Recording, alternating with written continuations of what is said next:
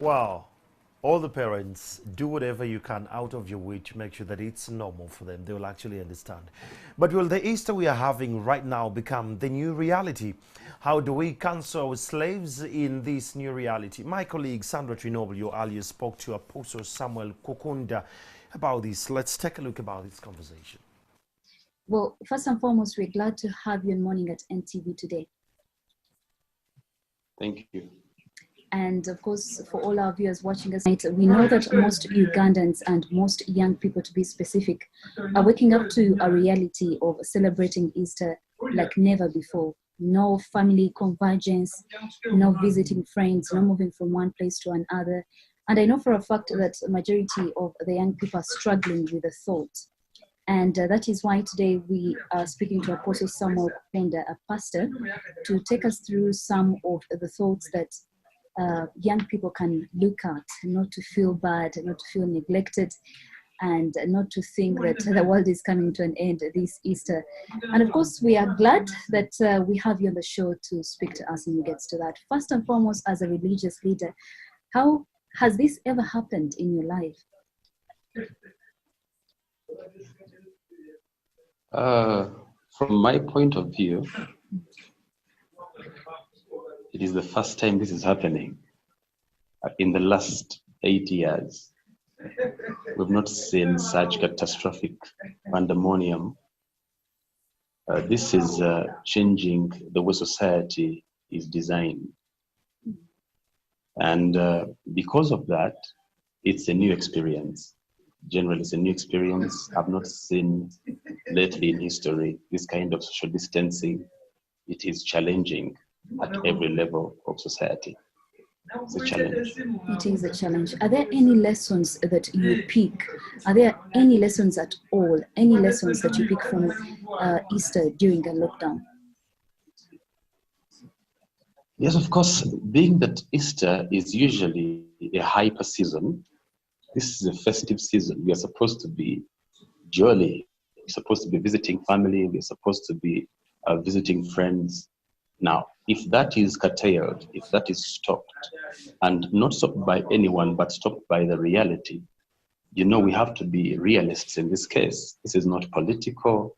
This is not someone standing somewhere negating people from moving from place to place. This is a challenge that is on a global scale. So the matter of fact that people cannot converse, people cannot interact the way they want to, of course, that is a challenge.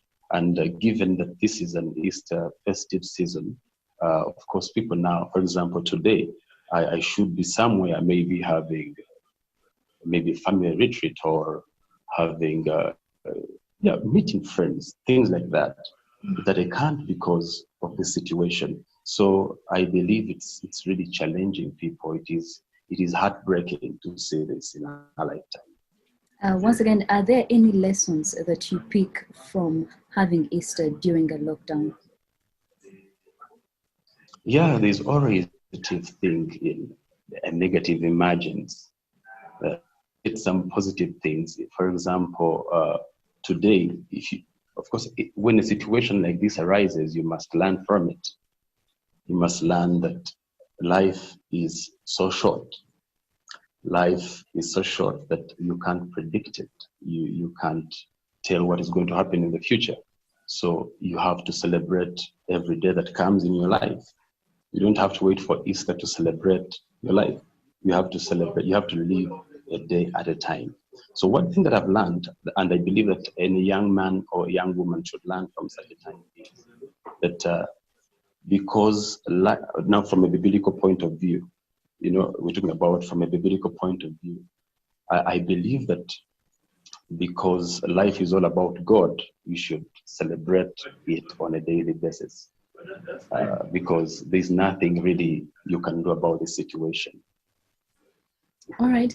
Now, for the young people that are watching us today, what would you tell them?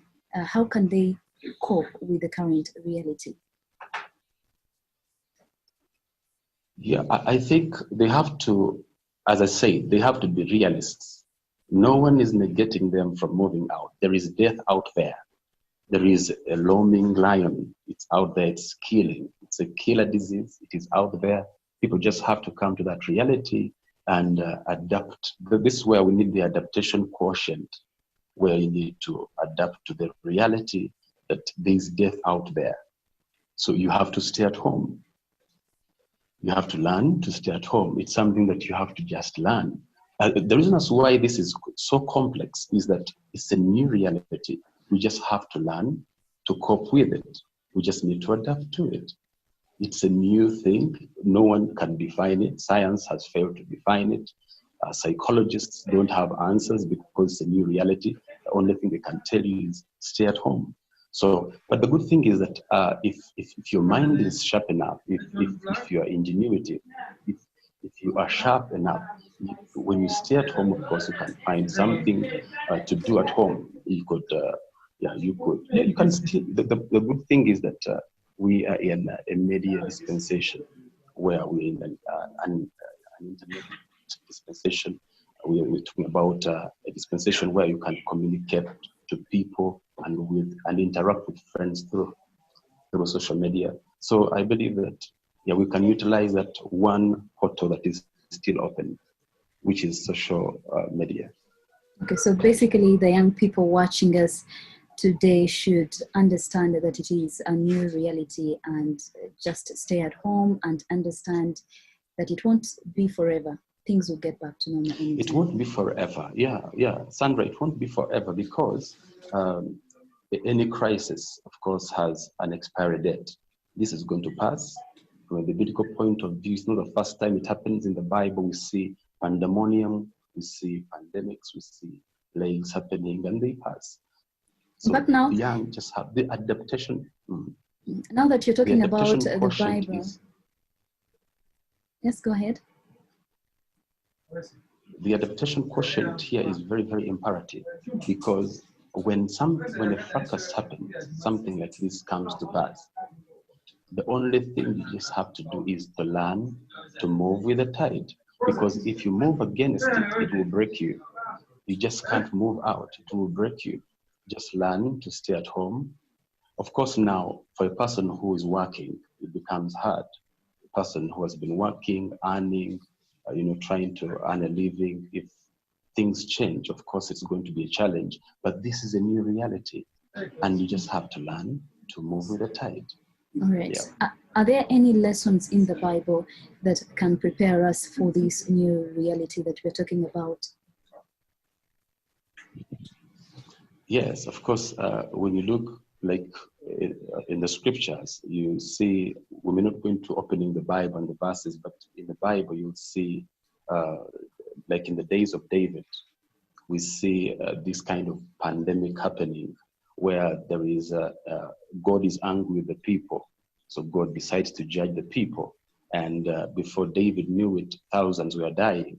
So David had to actually petition and pray to God, to ask God what he meant by what was happening. So that's how he got an answer. And long story short, he prayed to God to avert that kind of pain and pandemonium. So I believe that in this season, we just have to learn to pray. Just pray to God. You know, Sandra, the reason why this is challenging is that it is not precedented. It is not in our lifetime. It is something new. Look at the millennium. Millennium is one who was born between 1985, 1986 till today. Millennium does not know this. It's a new thing. We've not seen wars. We've not seen such pandemics. We've not seen global economic shakings. You know, this is something new. We've not been in a time when it was not political that you stayed at home. It has always been politics keeping us at home. Now this is a new reality. No one is supposed to tell you to stay at home. The fear outside alone, the fear, the confusion, the fracas that is outside home is so challenging that you just have to think twice before you really step out of your house. Because your enemy is no longer someone outside. Your enemy is the next neighbor, is the person that you live with. In this case, not that they want to kill you, but they don't know what they are carrying. They are carrying a tool which the devil can use to destroy you. So that makes that fragile and a little hard to deal with. All right. Thank you so much, Apostle Samuel Kukunda, for sharing with us your thoughts this morning. And we do wish you a very fantastic day and continue enjoying your Easter holidays the best way you can with your family. Thank you once again for joining. Thank you, Sandra. That will take us for a break and we'll be back shortly.